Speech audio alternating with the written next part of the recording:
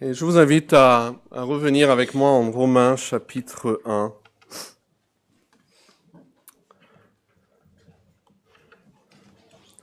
Et nous voulons, ces jours où nous célébrons la table du Seigneur, vraiment focaliser sur le Christ. Et c'est pour ça, quand nous sommes dans une série en Exode ou autre, on revient toujours dans les évangiles ou dans les épîtres.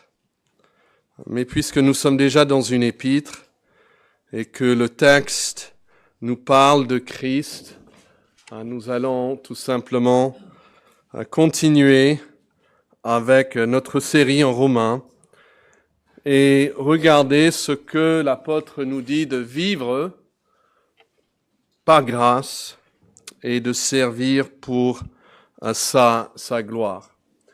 J'espère que vous avez une copie de la Bible devant vous. Regardez le premier mot de l'épître, Romains chapitre 1. Nous avons l'auteur humain, inspiré par le Saint-Esprit, mais il s'appelle Paul.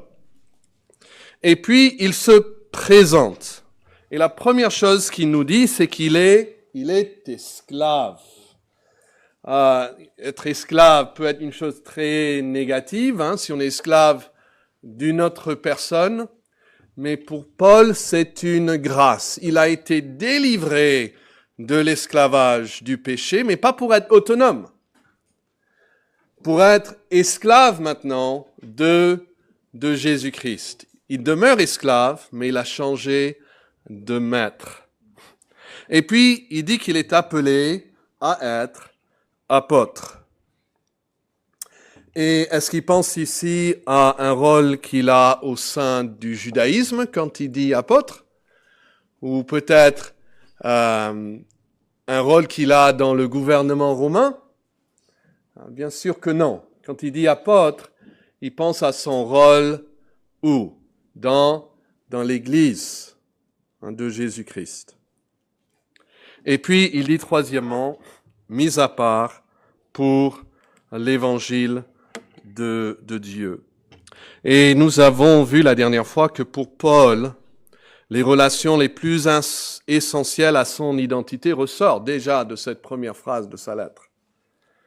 C'est les relations qu'il entretenait d'abord avec Jésus-Christ en tant qu'esclave, avec l'Église de Jésus-Christ en tant qu'apôtre, et avec la bonne nouvelle, l'évangile de Dieu.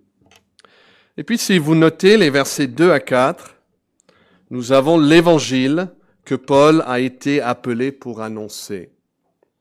Il dit, verset 2, c'est un évangile qui avait été promis auparavant de la part de Dieu par ses prophètes dans les Saintes Écritures.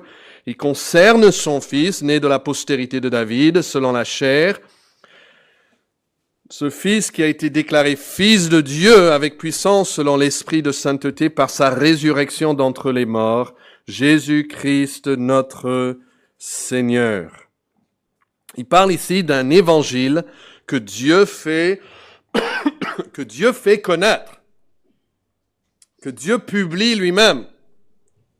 Vous voyez, c'est une promesse faite par Dieu à travers ses prophètes. Vous voyez, évangile qui a été promis déjà auparavant de la part de Dieu. Est-ce qu'on trouve l'évangile dans l'Ancien Testament? Oui, dans la forme de promesse que Dieu a faite par ses prophètes. Et puis, évangile maintenant qu'il annonce à travers ses apôtres. Il dit lui-même, à la fin du verset 1, qu'il est mis à part pour annoncer l'évangile. Et puis, où est-ce qu'on trouve cet évangile? Le verset nous dit aussi, sa promesse, son enseignement est consigné, selon le verset 2 à la fin, dans les Saintes Écritures. Alors, mes amis, il ne faut pas chercher de bonnes nouvelles ailleurs. Vous pouvez regarder les infos tous les soirs pendant 1000 ans, vous n'allez pas trouver la bonne nouvelle. Pas dans les philosophes de ce monde. Pas dans les influenceurs sur TikTok et autres. Si vous voulez trouver la bonne nouvelle, il faut aller à sa source qui est les Saintes Écritures. Et l'évangile dont nous parle la Bible, verset 3, concerne son Fils. Et je trouve que c'est très beau ici. L'évangile concerne son Fils dans deux endroits, ou de deux manières, ou dans deux états. D'abord dans son incarnation terrestre. Verset 3, il est né de la postérité de David selon la chair. Mais c'est pas tout. Il parle aussi de son règne céleste. Vous voyez ça? Déclaré, verset 4, Fils de Dieu avec puissance selon l'esprit de sainteté par sa résurrection d'entre les morts. Et c'est Jésus-Christ, donc, notre Seigneur. Et cela nous amène à notre texte pour aujourd'hui. C'est le verset 5. Lisons-le. C'est par lui, nous avons reçu la grâce et l'apostolat pour amener en son nom à l'obéissance de la foi toutes les nations, parmi lesquelles vous êtes aussi, vous qui avez été appelés par Jésus-Christ. Alors, quand un prédicateur présente les vérités d'un passage, il y a au moins deux manières de le faire. Il peut d'abord, en regardant ce verset 5, voir ce que Paul dit de lui-même, et après l'appliquer à nous par la suite. Mais aujourd'hui, j'ai choisi, je pense que même pour les enfants, ça va être plus simple, de formuler les principaux énoncés dans ce verset de manière à ce que leurs applications soient évidentes, tout de suite évidentes pour nous. Et donc chaque énoncé, chaque point est en fait comme une application adressée à nous. Et quelle est la première phrase du verset 5? Quelle belle phrase, on peut la sauter si facilement. Mais chaque mot est inspiré du Saint-Esprit. Et il dit, par lui, nous avons reçu quoi? La grâce. Quelle belle phrase. Par lui, c'est qui le lui là? Si vous regardez la fin du verset 4, c'est Jésus-Christ, notre Seigneur, ressuscité des morts. Par lui, nous avons reçu la grâce. Et pour l'appliquer donc à nous, nous pouvons dire ceci ce matin. Comme Paul, nous devons être conscients que tout est par grâce. Tout est par grâce. Et que toute la grâce qui nous vient uniquement par Jésus-Christ. Par lui, nous avons reçu la grâce. On parle de cette partie de la phrase. Donc, il y a deux choses. Il y a la grâce et puis il y a le fournisseur de la grâce, le pourvoyeur de la grâce. Et c'est Jésus-Christ, c'est pas un autre. Même les personnes qui cherchent la grâce de Dieu, souvent, ils vont chercher ailleurs qu'en Jésus-Christ. Mais ça, c'est la mentalité de Paul. C'est resté sa mentalité après qu'il est venu à Christ. Tout ce que j'ai, tout ce que je suis, tout ce que je peux faire, c'est uniquement par grâce. Et cette grâce m'est donnée uniquement en Jésus-Christ.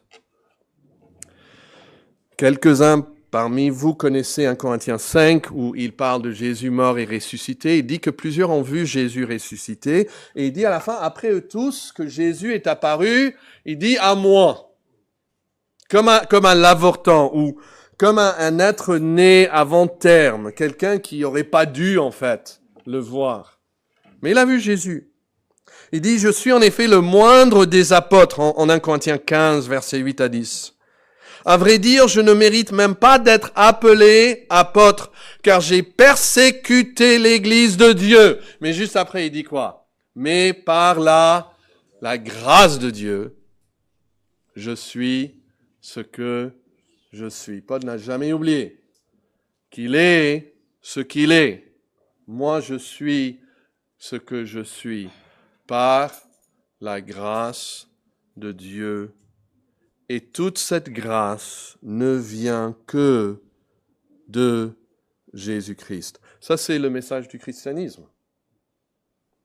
Tout est par grâce, mais toute cette grâce est donnée en Jésus-Christ. Il n'y a qu'un seul nom qui a été donné parmi les hommes par lequel nous devons être sauvés. Puis la deuxième chose que nous voulons noter, C'est comme pour Paul, Christ nous confie une certaine mission. Regardez le verset 5. Par lui, nous avons reçu la grâce et l'apostolat. On va revenir à cette partie de la phrase. Mais notez ce qui suit. Pourquoi est-ce qu'il a reçu la grâce? Et ça c'est sa mission.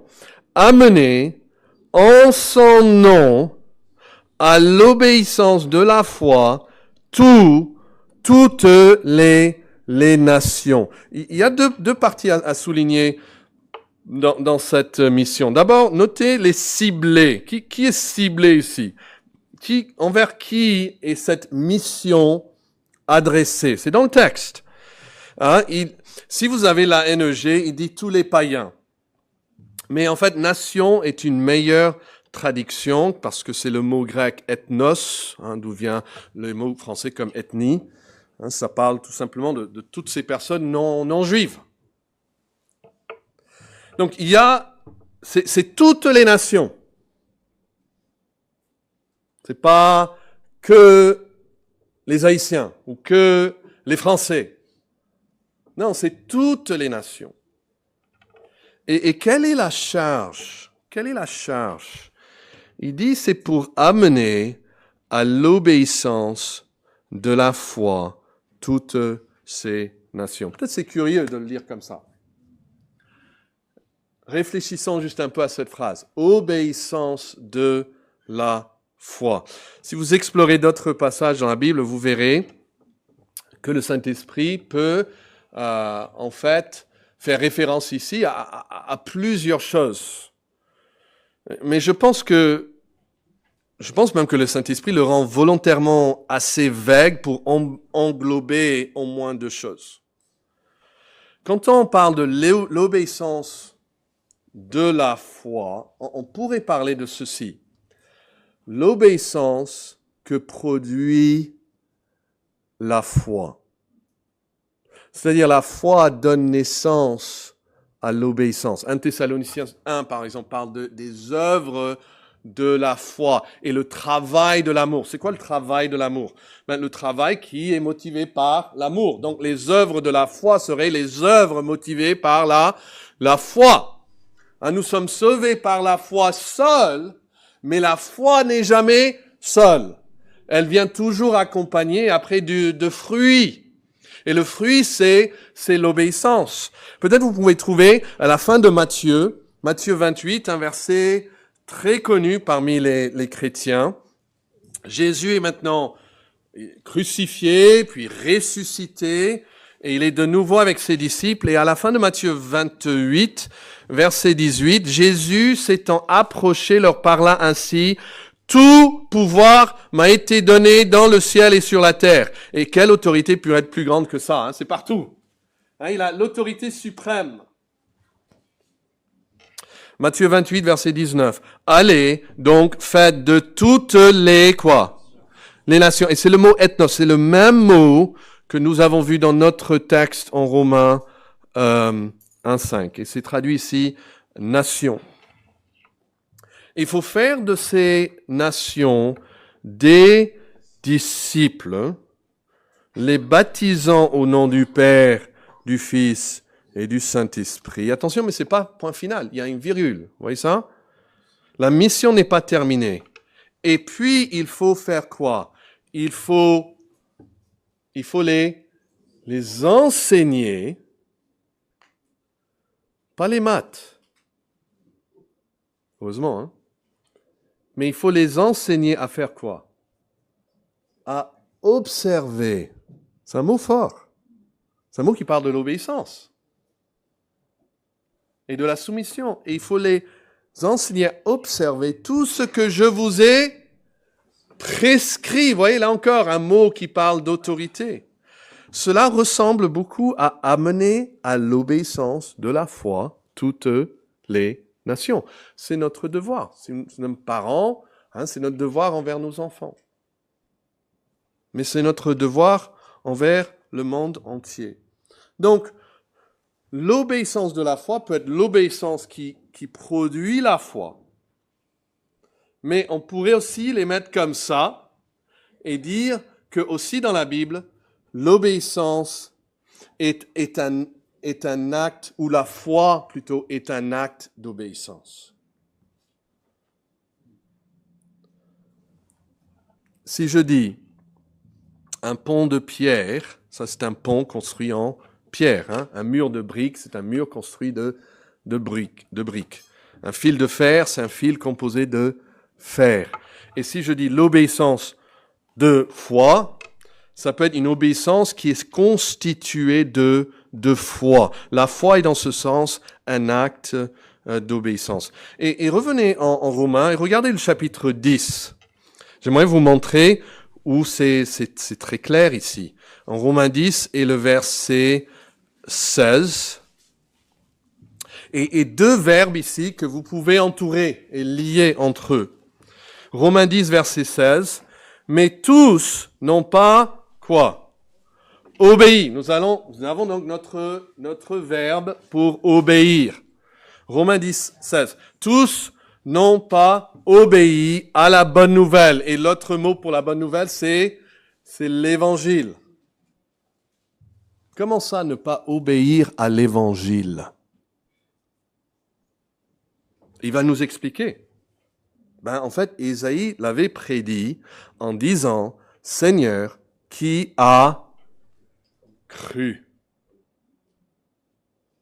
Si vous entourez le mot obéi, et puis vous entourez le mot cru, et vous les liez, vous allez voir en fait que obéir à l'évangile, c'est en fait croire. Croire. Mon papa il disait souvent que dans les évangiles, même leur façon d'être écrit, c'est pas pour susciter la pitié. Jésus ne cherche pas la pitié. Il veut être cru. Il veut être cru. C'est son désir. Il veut qu'on le croie. Donc, si obéir ici égale croire, dites-moi, ne pas croire égale quoi? Voilà, c'est ne pas obéir, c'est la rébellion même. Si vous allez un peu plus loin, Romains 15, verset 18, Paul dit, « Je n'oserais pas mentionner une chose si Christ ne l'avait pas faite par moi pour amener les ethnos, les nations, à quoi? À l'obéissance. » L'obéissance ici est encore la foi.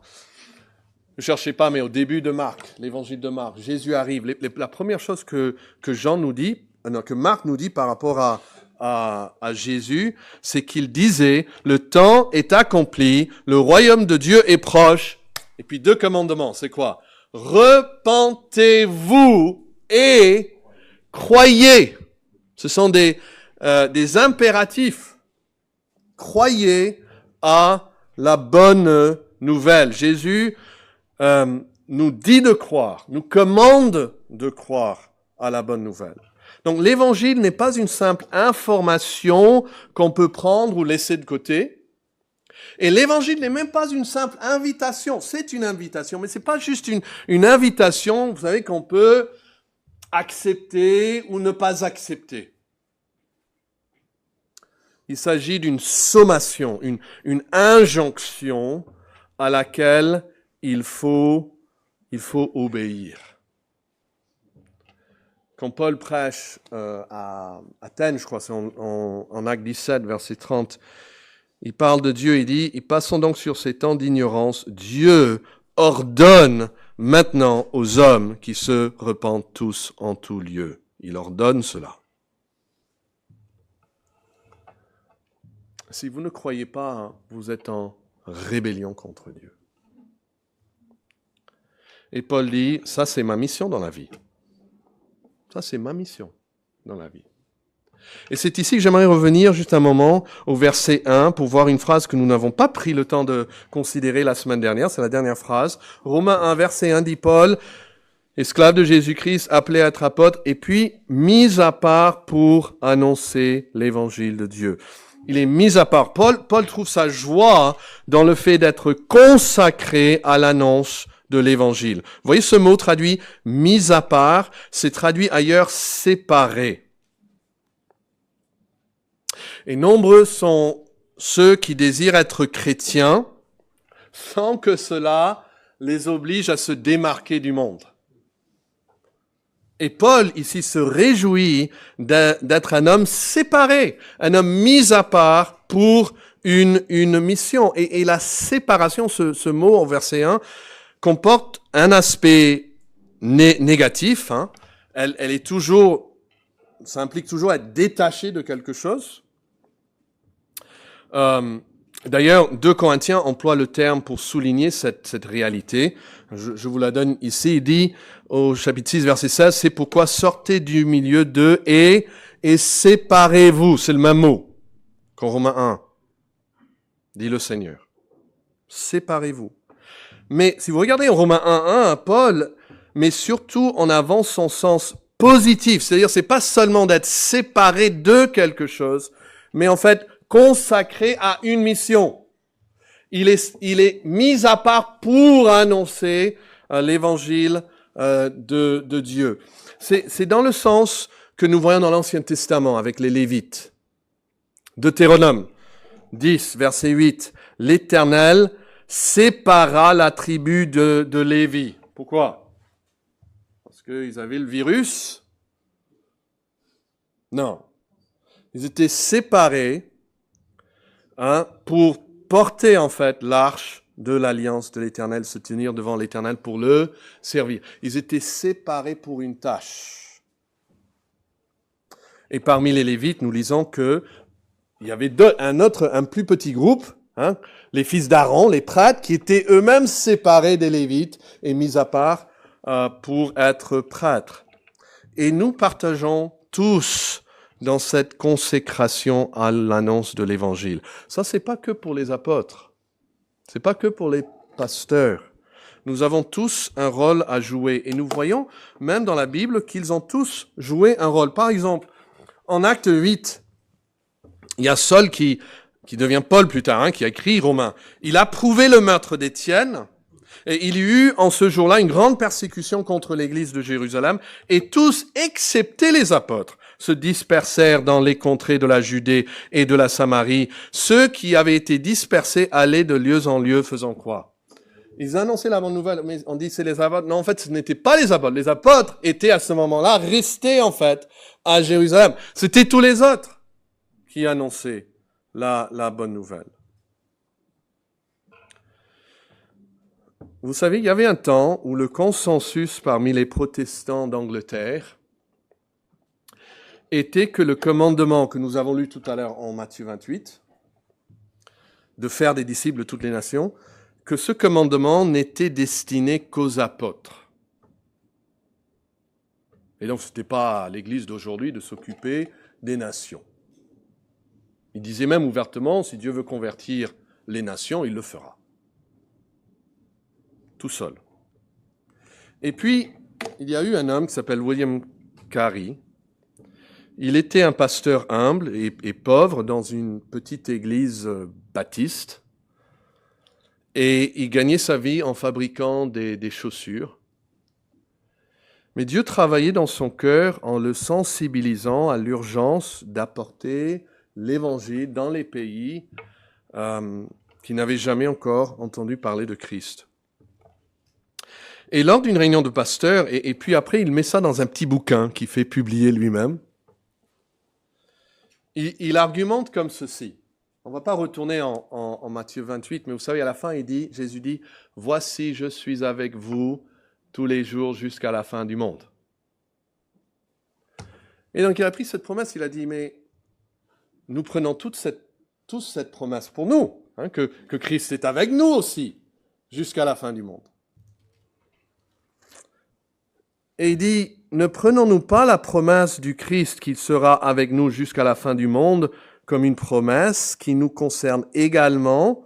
Si nous nous approprions cette promesse, pouvons-nous vraiment ignorer son commandement? » Parce que c'est lié. « Allez, faites de toutes les nations des disciples, et je suis avec vous. » Il a dit, on peut pas, c'est pas un buffet où on peut prendre la promesse et puis laisser le commandement. Si la promesse est pour nous, eh bien, le commandement aussi de faire des disciples de toutes les nations, c'est aussi pour nous. Mais cet homme, pauvre qu'il était, a fait beaucoup plus que simplement argumenter ces choses. Il a donné sa vie à cette cause. Et en 1793, cet homme est parti en mission.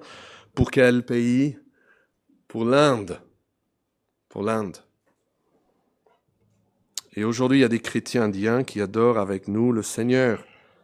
Et c'est grâce dans tous nos pays, que ce soit même la France, l'Angleterre ou les États-Unis, c'est grâce au fait que les hommes sont partis quelque part d'abord de Jérusalem, puis sont allés plus loin pour annoncer la bonne nouvelle de Jésus-Christ.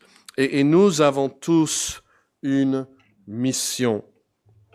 On peut dire que c'est de faire des disciples de toutes les nations. C'est comme ça qu'on peut l'énoncer, ou on peut le dire comme dans notre texte, notre mission est d'amener à l'obéissance de la foi toutes les nations. Alors avez-vous sérieusement considéré votre rôle? Parce que vous avez un rôle, si vous êtes en Christ. Et cela nous amène encore à notre texte. Il dit, par lui, Romains 1,5, nous avons reçu la grâce et l'apostolat. Il dit nous, mais il parle de lui-même ici. Donc, le rôle de Paul dans ce verset, il dit, c'est très clair. Son rôle était d'être apôtre. Apôtre. Mais on peut le mettre comme ceci, pour l'appliquer à nous tous. Comme Paul, Christ, dans sa grâce, nous confie tous un rôle spécifique à accomplir dans son service. Je parle de ce mot-là, qu'il a reçu par grâce, l'apostolat. Paul avait été mis à part pour être apôtre. Quand est-ce qu'il avait été mis à part? Le verset 1 dit qu'il a été mis à part, mais la question se pose quand? Je vous invite à avancer quelques pages en Galates. On va retrouver le même mot, mis à part. Galates chapitre 1. Et ici, Paul donne un peu son témoignage. Galates chapitre 1, et je vais lire à partir du verset 14. Il dit, il a dit que les autres apprenaient comment j'étais plus avancé dans le judaïsme que beaucoup de ceux de mon âge et de ma nation, étant animés d'un zèle excessif pour les traditions de mon père. On a vu en Acte 8 il a prouvé la mort d'Étienne. Quand Étienne est mort, vraiment, à la fin, il a dit « Amen, merci l'Éternel », que ça continue. C'était vraiment sa disposition. Mais verset 5 dit « Mais lorsqu'il a plu à celui qui m'avait, et on retrouve ici le même mot qu'en Romains 1, verset 1, qu'il m'avait mis à part. » Et puis, vous allez lire quelque chose que vous n'allez pas comprendre. Mis à part dès le sein de ma mère. Et qui, après, m'a appelé par sa grâce de révéler en moi son Fils, afin que j'annonce parmi les nations l'Évangile. Il a été mis à part dès le sein de sa mère. Il y a eu un temps dans sa vie où Dieu a révélé en lui son Fils, mais il était mis à part dès le sein de sa mère. C'est pas la première fois que nous voyons ça dans la Bible. Regardez Jérémie chapitre 1. Dieu parle à Jérémie. C'est un verset que nous avons dans la crèche. Avant que je t'ai formé dans le ventre de ta mère, je ne te connaissais. Et avant que tu sois sorti de son sein, je t'avais déjà consacré. Je t'avais établi prophète des nations. C'est pas le même mot parce que c'est l'hébreu, et pas le grec, mais c'est exactement la même idée. Je t'avais consacré, je t'avais mis à part. Alors, vous savez, Dieu n'a pas accroché à l'extérieur de son entreprise une pancarte qui disant à nous recrutons. On a besoin d'apôtres et d'anciens et de prophètes. laissez votre CV. Au contraire, dans sa souveraineté, Dieu a choisi Jérémie avant même sa naissance pour une mission, en fin de compte, il n'a même pas pu résister. Il a essayé. Il dit, notez ceci en Jérémie 20, il dit, ça lui est arrivé de dire, je ne veux plus y penser, je ne parlerai plus de la part de Dieu, je démissionne, je m'en vais, je passe à la retraite. Et qu'est-ce qui s'est passé quand il a fait ça? Il a dit, au plus profond de moi, il y avait comme un feu qui me brûlait. Je m'épuise à le maîtriser, mais je n'y parviens pas. Vous savez, ça prend plus d'énergie à résister à Dieu que de le servir. Il y a des gens qui s'épuisent à résister quand Dieu leur donnerait la force, si seulement ils se soumettaient à lui. Vous connaissez le prophète Jonas. Dieu l'avait choisi avant même sa naissance pour une mission bien précise, une mission à laquelle il ne pouvait échapper, même pas en tentant de se donner la mort. Il dit, jette-moi dans l'eau. Il le jette dans l'eau et Dieu envoie un poisson. Il était le dernier à le croire. Et c'est la même chose pour Paul aussi. Il dira aux Corinthiens, au chapitre 9, verset 16, sa première lettre, « Je n'ai pas à me vanter d'annoncer la bonne nouvelle, car en effet, une obligation m'est imposée. Et malheur à moi, si j'annonce pas la bonne nouvelle. Dieu m'a mis à part pour annoncer la bonne nouvelle, et malheur à moi, si je ne fais pas ce pourquoi Dieu m'a mis à part. » Et comme nous avons déjà considéré la dernière fois, Dieu est absolument souverain, même dans les différentes tâches qu'il donne à accomplir dans l'Église. On a vu en 1 Corinthiens 12, 28 que Dieu a établi dans l'Église, premièrement, des apôtres. Éphésiens 4, 11, que c'est Christ qui a donné les uns comme apôtres. Et notre rôle, même dans l'Église, est le choix souverain de Dieu et n'a rien à faire avec notre spiritualité personnelle, notre popularité. Non, c'est le choix de Dieu. Même en Actes, chapitre 20, verset 28. Écoutez ce qui est dit aux anciens. « Prenez donc garde à vous-même et à tout le troupeau sur lequel le Saint-Esprit vous a établi surveillant. » L'Église, en fait, ne fait que reconnaître ce que le Saint-Esprit fait, mais c'est le Saint-Esprit qui choisit même les surveillants de l'Église. Mais avec la même grâce et la même autorité et la même souveraineté sur toute chose, Christ vous a mis dans l'Église avec un rôle à jouer. Et vous dites, je ne sais pas mon rôle. Bien, je crois que je peux vous dire que c'est en servant que nous trouvons notre rôle. Et on vous invite tous à commencer avec le ménage. Quatrièmement,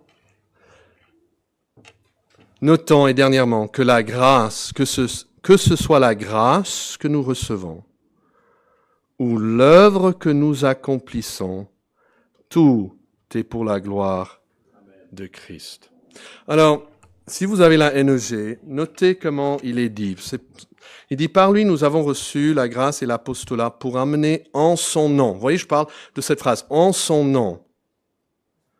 La NEG que nous utilisons est une bonne traduction, mais il arrive parfois qu'elle ne reflète pas le grec original. Et c'est ici le cas. Les mots son nom se trouvent en fait à la fin du verset dans le grec. À la fin. Son nom. Comme si toute la phrase, en fait, nous amenait vers ça. Comme l'apothéose. Et juste avant les mots son nom, il se trouve un mot grec, c'est le mot hyper, mais bon, il n'y a pas d'importance. Mais regardez avec moi, et je pense que ça sera une bénédiction, les 3 prochaines occurrences de ce mot. Donc, il l'utilise ici en 1.5, et la prochaine fois qu'on voit ce même mot, c'est en Romains chapitre 5. Okay? On va aller chercher, puis on va ramener cette traduction ici dans notre verset. Romains 5, versets 6 et 7. On le trouve 3 fois ici. Romains 5, verset 6, car lorsque nous étions encore sans force, Christ, au temps marqué, est mort, et nous avons le mot grec huper. Traduit ici comment? Christ est mort pour les impies. Vous voyez ça? Il est mort pour. Le mot traduit pour, c'est le mot que nous avons avant en lui, en Romains 1, 5. Regardez, verset 7. À peine mourrait-on, et on trouve le même mot. Et encore, c'est traduit avec le mot pour. Verset 7. À peine mourrait-on pour un juste. Quelqu'un peut-être mourrait, et on trouve une troisième fois le même mot, pour un homme de bien. Ok, donc nous avons le mot pour, qui est la meilleure traduction. Okay, revenez maintenant à Romains chapitre 1, et plaçons cette partie à la fin de la phrase, comme en grec, en lui, et introduisons-la par le mot français pour. Et ce que nous avons, c'est ceci. Par lui, nous avons reçu la grâce et l'apostolat pour amener à l'obéissance de la foi toutes les nations. Et les 3 derniers mots seraient donc quoi? Pour son nom. Pour son nom. Si vous avez le Darby, il dit ceci. Par lequel nous avons reçu la grâce et l'apostolat pour l'obéissance de la foi parmi toutes les nations pour son nom. C'est littéral. La Semeur dit, nous avons reçu la grâce et l'apostolat en vue de l'obéissance de la foi pour la gloire de son nom. Parce que c'est ça l'idée. Pour son nom, c'est pour la gloire de son nom. La Bible en français courant dit, par lui, Dieu m'a accordé la faveur d'être apôtre pour l'honneur du Christ. C'est ça l'idée ici. C'est pour ça que je dis ici comme application que ce soit la grâce que nous recevons. La première phrase, c'est « Nous avons reçu une grâce ». Ou que ce soit l'œuvre que nous accomplissons. Je suis apôtre et j'ai une mission d'amener à l'obéissance de la foi toutes les nations. Que ce soit la grâce que je reçois ou l'œuvre que je donne à Dieu, tout est pour la gloire de son nom. Tout est pour l'honneur de Christ. Et nous avons un chant qui dit « Va vers le monde pour l'honneur de son nom. Annonce sa gloire à toutes les nations. Sagesse de l'esprit, ouvre les yeux obscurcis. Donne la vie pour la gloire de son nom. » La deuxième strophe dit « Aime ton prochain encore pour l'honneur de son nom. » Troisième strophe, aide les perdus pour l'honneur de son nom. Quatrième strophe, regarde au trône pour l'honneur de son nom. Pense aux saints qui avec lui régneront. Quelle joie quand tu verras ceux pour que tu prias adorer Dieu pour l'honneur de son nom. Que Dieu nous aide à tout faire, comme Paul voulait tout faire, pour l'honneur de son nom. Et pour clore et préparer maintenant nos pensées pour célébrer la table du Seigneur, je veux juste revenir à cette première phrase du texte où il dit « Par Christ, par lui, nous avons reçu la grâce ». Ça commence avec la grâce et ça termine avec la gloire. Et c'est la grâce de Christ qui nous est donnée. Et tout est pour la gloire aussi de Jésus-Christ. Vivre par grâce et pour sa gloire. Y a-t-il quelque chose de mieux à faire dans la vie? Pourrait-on trouver quelque chose, une cause plus noble que celle-ci? Si vous pensez que oui, vous ne connaissez pas notre Christ, vous ne connaissez pas le Christ de Paul. Comme Paul, nous devons toujours être conscients que tout est par grâce et que Christ est le seul qui nous accorde cette grâce. Éphésiens 2, verset 8, il dit, 8 et 9, L'Esprit nous dit, car c'est par la grâce que vous êtes sauvés, par le moyen de la foi. Et cela ne vient pas de vous, c'est le don de Dieu. Hein? C'est clair là, nous avons reçu, même ce mot reçu, nous avons reçu la grâce. Il ne dit pas nous avons fait la grâce, ou nous avons mérité la grâce, ou nous avons travaillé la grâce. Non, on le reçoit comme un don.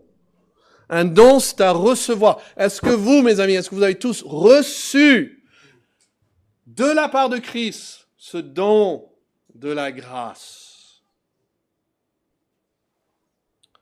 La Bible fait plus que vous inviter, elle vous commande aujourd'hui de le faire. Et ce n'est point par les œuvres. Pourquoi? Il dit afin que personne ne se glorifie, pour pas que ça soit pour l'honneur de mon nom, mais pour que ce soit pour l'honneur de son nom. Prions. Seigneur, merci pour les trésors que nous trouvons dans ta parole. Elle est vraiment notre nourriture, notre manne céleste. Mais si l'Esprit n'œuvre pas dans les cœurs, même nous ici, nous allons rester affamés, vides, sans compréhension de ces choses. Et donc nous supplions que dans ta grâce, tu ouvres les cœurs endurcis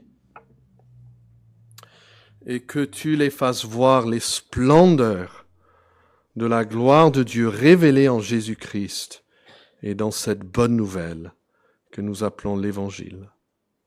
Et nous prions ces choses pour notre joie, mais avant tout, ô Dieu, pour la gloire de ton nom et la gloire de ton Fils. Et c'est dans son nom que nous prions.